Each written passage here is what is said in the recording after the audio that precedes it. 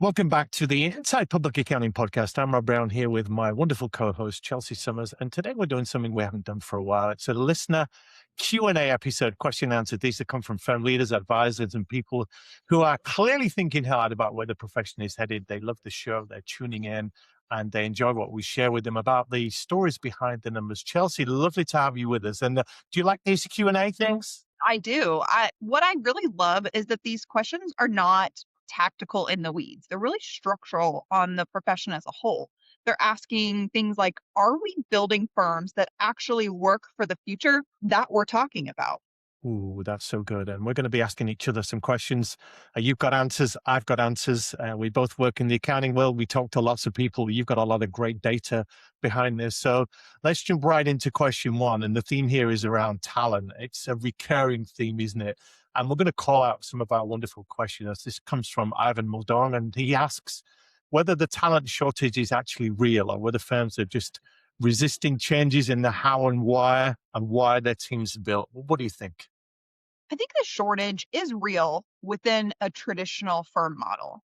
The data makes it clear that many firms are struggling because they're trying to preserve legacy assumptions, things about location, career paths, and utilization, Mm, instead of redesigning work. So I think global talent only is becoming a real advantage when firms stop treating it as temporary relief and start building it into their operating models. Firms are also rethinking their staffing in terms of location and in background, like hiring from non accounting graduates, and they're feeling the talent shortage a lot less. I was interviewing somebody just yesterday around busy season, and he said the problem with it is that so many firms go into the next busy season with exactly the same tech stack and the same policies and procedures and processes and everything as last year, hoping something will change. And it makes me wonder regarding talent. Do you think firms are moving fast enough to keep up with how the profession is changing, or are they relying on what they did before? I think for most firms, they're not moving fast enough. But I think the awareness has accelerated inside of most firms. I think we're at a moment where firms know that something has to change, even if they don't fully know all the pieces that need to go into that puzzle. And I think that's usually the inflection point is that the knowledge that there is a change that is needed. Yeah, and it is certainly competitive out there for the very best talent. And all these firms, Chelsea, they have growth aspirations, certainly. And to do that, AI will take up some of the heavy lifting, but you need people. Right, exactly. And the technology could do some, but it's not going to do everything. Yeah. So this next question is from Chad Persons, and he asks where growth actually breaks down first. So uh, we just talked about growth and all these wonderful aspirational plans to get bigger and better and scale. So is it breaking down at leadership level? Is it breaking down in capacity or positioning and branding or lack of a growth system? What are you seeing? I think it's leadership focus nearly every single time. Okay. Firms are saying that they want to grow, but partners' calendars still reflect the billable hours and a seller doer mindset. Yeah. Growth isn't stalling because firms don't know what to do. It stalls because nobody has time to do what they need to do inside of the firm. They don't have Yeah. the authority to push through the changes or the incentives to own growth at the partnership level. And you've spoken before, Chelsea, about the transparency required from leadership, really, to be honest about the direction and where the firm's doing well and where it's going and what's happening behind the scenes. I'm certainly seeing that leaders are not visible enough in tough times. So they are not putting the messages out there. The internal comms are not great, never mind the external messages that the firm should be giving out. So I completely agree with you. Leadership focus every time. Yeah, I think that's absolutely right. Let me ask you a question. In your Okay. conversations with firm leaders, what tensions do you hear that rarely get acknowledged publicly? Ooh, tensions. I'm feeling that there's a tension or a gap, if you like, between what firms say they want and what they're actually doing. I'll give you an example. Scale, advisory. All of the firms are recognizing the opportunity, and you've talked about it a lot on this show, but they don't actually want to go there. They don't want to give up control and give up the billable hour or give up their familiar roles and what they're doing now. And that tension is everywhere. That gap between where they want to be and Mhm. what they're doing right now and what it takes to get over that chasm. So they don't name it very well, and they certainly don't own that very well. Yeah, I think the data really backs up what you're saying. Firms that are growing faster almost always show the clear separation between client work and firm leadership work. Let me ask you another question. When you speak to firm leaders, what patterns are you seeing that are not always obvious in IPA's data? Well, you talk about what you see in the data for sure, and it's there, it's transparent, it's in black and white. What I don't necessarily hear it consistently, but I get a sense of it. Just going back to this gap between intention and execution. So leaders are really good at saying the right things and at playing the game and talking about the future. And we're an advisory led firm and we're very talent centric and client focused and we specialize and cover the niches. But going back to the earlier point about using last year's tech stack for this year's tax season, they're still running the same firm, the same playbook, the same way day to day. So that's a tension that I'm seeing. That's a pattern, if you like. And another one is there's a lot of quiet uncertainty. Do you remember before COVID, we could make 2, 3, 5 year plans? Mhm. There was certainty, and accountants love certainty. They like to know where things are going. But these days, it's hard to make 90-day plans without knowing what's coming up. So there's a lot of quiet uncertainty I'm sensing. Even the confident leaders, they're questioning whether they have a model that will hold up under duress if it's robust enough. And it might be working now, but will it work in 12 months' time? And another aspect of that is they are lacking perspective with the peers that they're talking to. They need that look over the garden wall. What is that other leader doing to handle that problem? What's working for them? What have they got in their bait box or their medicine cabinet to catch that fish or deal with that problem? And they don't have those peer community groups that are open enough. So it brings a hesitation that doesn't always show up in the data, but you can hear it clearly in the private conversations. Yeah. And I think I am hearing similar where there's so many monumental trends converging at one time and nobody Mm, really knows where AI is going to go in the compliance work or what private equity's impact on accounting firms are going to be. So I think that there's so much uncertainty from so many different directions that it is paralyzing a lot of times. yeah. Well, let me give you a question from Mike Hajak, who's a friend of the show. And this is another AI question, but I'm going to flip it to advisory initiatives. And we're talking really about the roadmap for advisory. So Mike Hajak asks this. Uh, well, he comments, in fact, in 2026, is it the year that firms finally take advisory seriously? Because there's no roadmap necessarily, and it's much harder than people expect. What would you say to that? Yeah, I think he's spot on. Advisory isn't a service line. It's really an operating and mind shift change inside of the firms. Most firms are struggling because they try to layer advisory on top of their current compliance engines. They keep the same pricing assumptions, the same utilization expectations, and the same performance metrics. And then they wonder why their advisory services don't scale. Advisory work typically doesn't fit neatly into that billable hour model. It's No. less predictable, it's more iterative, and it's more relationship driven. And if firms don't adjust how they price their work and how they train their people and really how they're defining their success, advisory ends up feeling like extra work to do instead of the core work that needs to be done. Yeah. And Mike did an excellent episode for this Inside Public Accounting podcast on advisory and what he's doing with his firm to be very advisory led. So, when it comes to advisory, in your view, Chelsea, where do firms usually go wrong first? Firms are underestimating how many systems need to change all at once. Advisory really requires different skills listening, framing problems, guiding decisions. But firms often assign advisory to people who were rewarded for speed and precision in compliance work. So without retraining and support, there's a mismatch in skills and prior knowledge in what is needed in the new role. I think firms are also underestimating how uncomfortable it might be for partners. Advisory shifts power dynamics. It requires letting go of certainty and maybe saying, I don't know yet.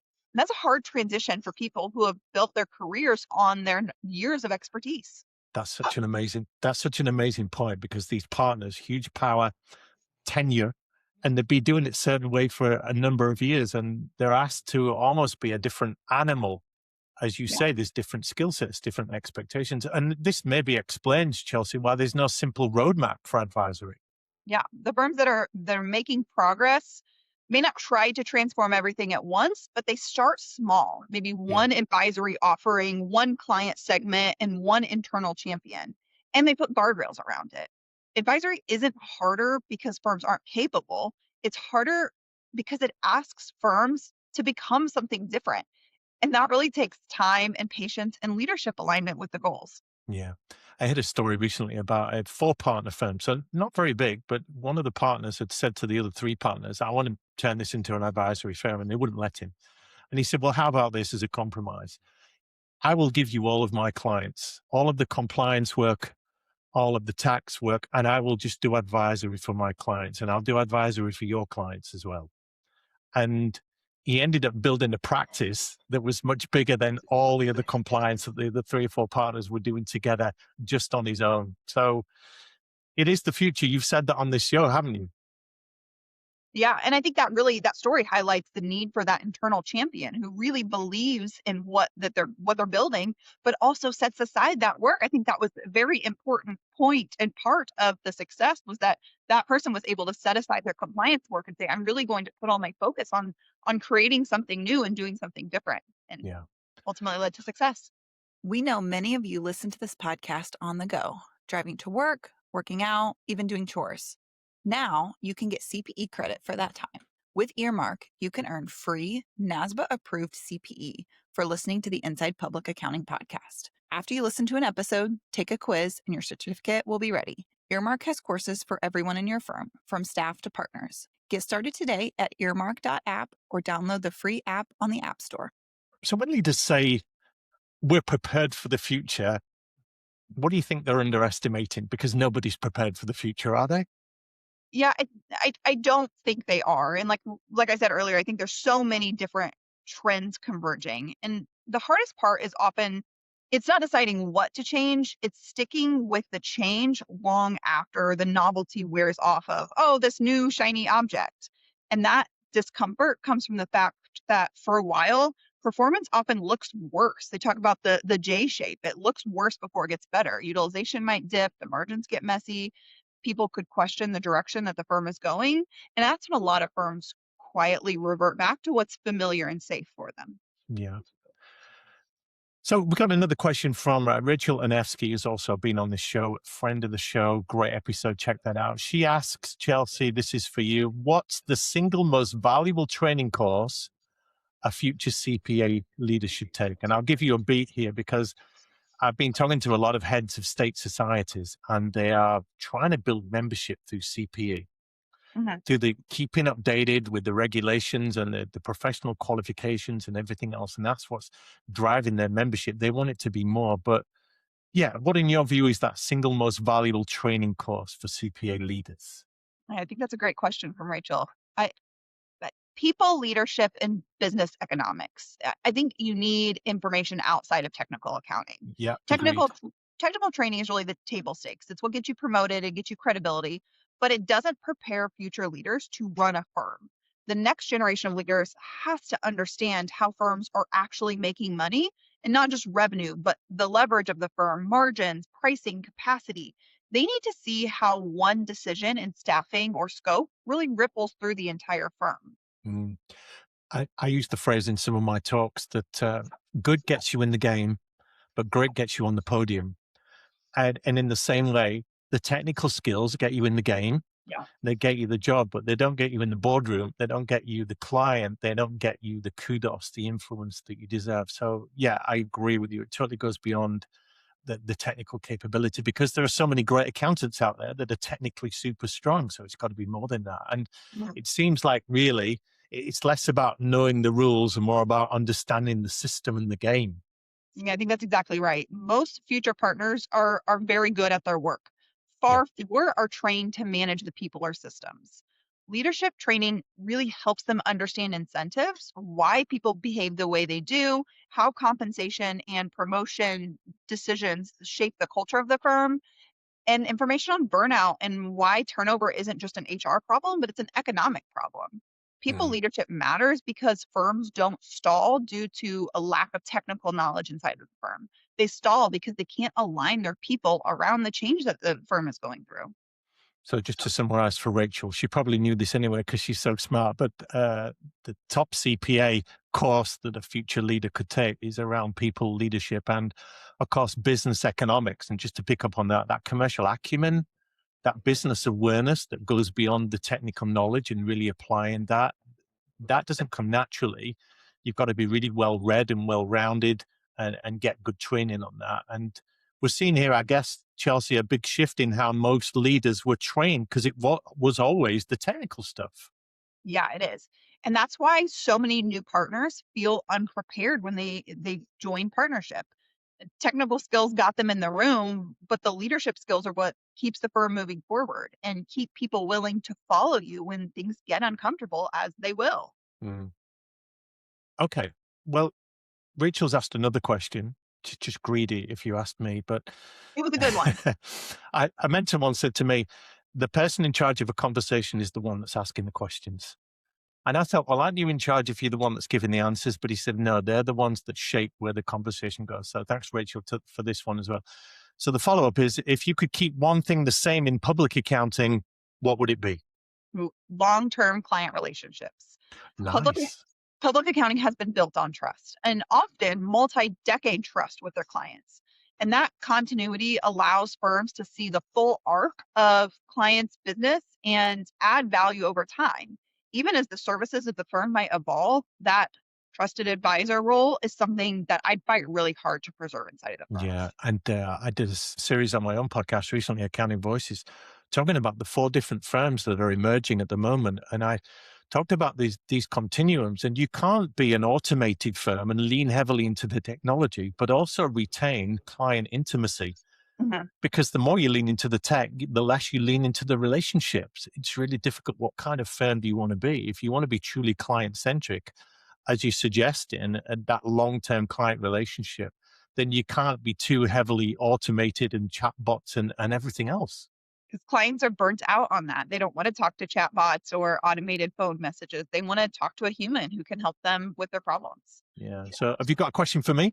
I do. So, Rob, what do you think is the hardest decision that you see managing partners actively avoiding right now?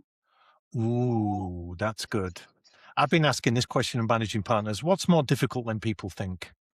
But this is a similar kind Yeah, of question. What's the hardest decision you see managing partners actively evolving right now? Uh, it, Deciding who the firm is not for anymore. So what I mean by that is this firm for clients? Is it for services? Is it for the partners? Firms don't know what they want to be and who they are there for, and they avoid that. And that's where they keep getting stuck. I spoke earlier about the different kinds of firms. If you want to be a private equity led firm, then you lose independence, and that's a continuum. It's a paradox, if you like. If we want to be client centric, we can't have a million different services. We've got a niche and go deep with our clients and speak their language. Are we going to be partner focused?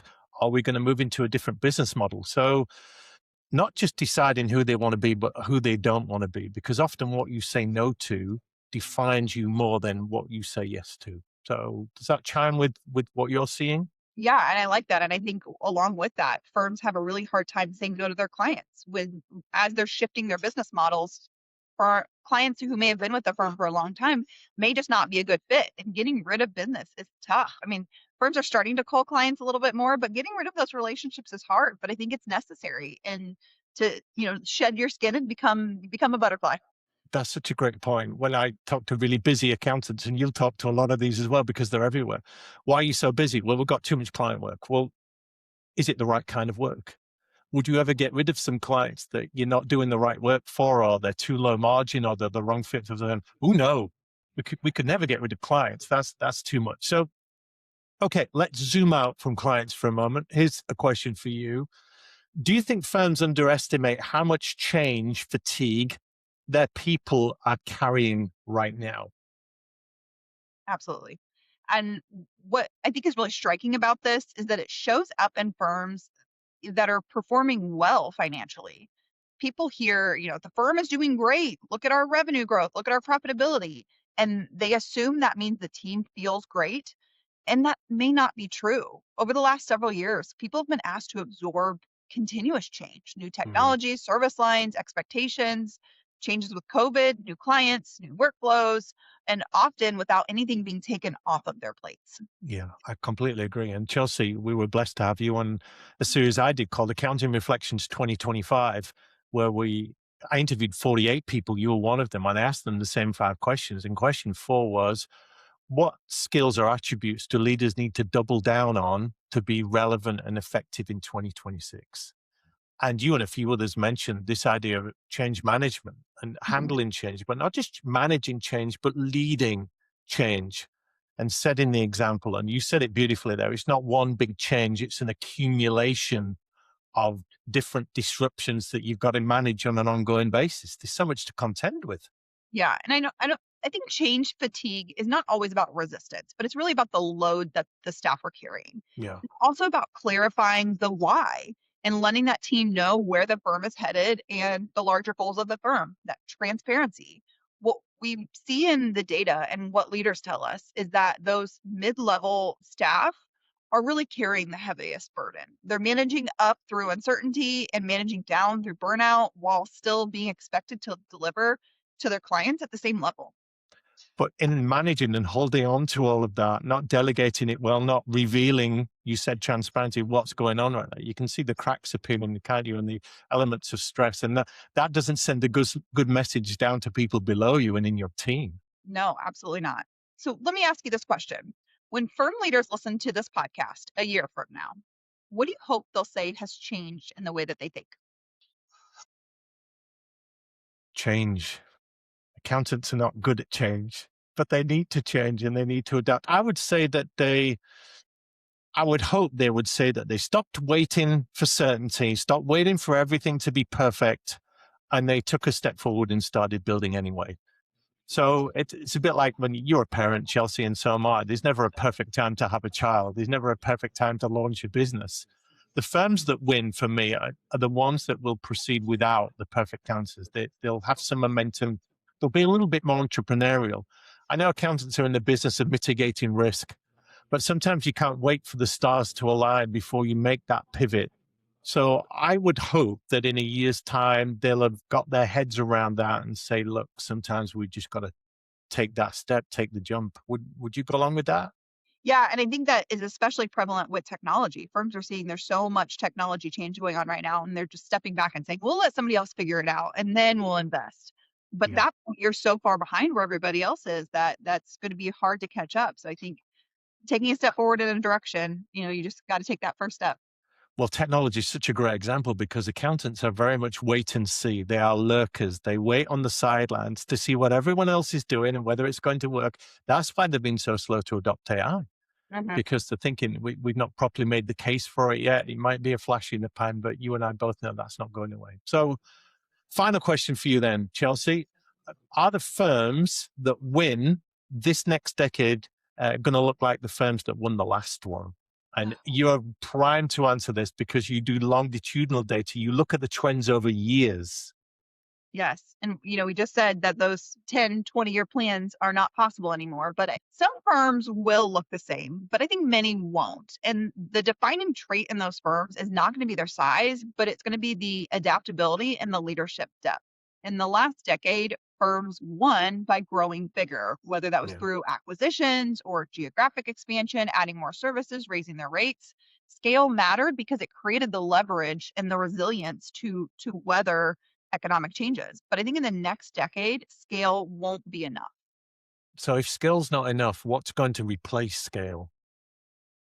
The ability to evolve and continue to evolve. The firms that win will be the ones that can redesign their work repeatedly as technology changes and then develop leaders faster than they promote them. Individuals need to be ready for the role before they get in it.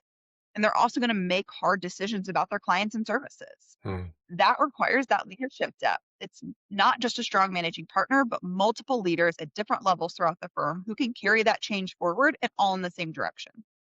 So growth's not going to disappear. It'll still be all about the growth. It's just going to be, it will look different. It's a different kind of growth. Yeah, I think that's true. If there's one theme across all the questions that we've talked about, it's that the future of accounting is unclear. It's also demanding. The data doesn't just give firms a roadmap, but it gives them better questions to ask to take that first step. Yes, I'm fond of saying, if you think change is hard, try not changing. So that's a message that we leave you with on this show. And we keep doing that here. We give you the information and why the information matters and give it to you in this Inside Public Accounting podcast. If you've got questions you want us to tackle in a future episode, do send them in. And don't forget to like, subscribe, and leave some feedback for us on the show. We'd love to know what you think we should cover in future episodes. Thanks for listening to the Inside Public Accounting podcast. We'll see you next time.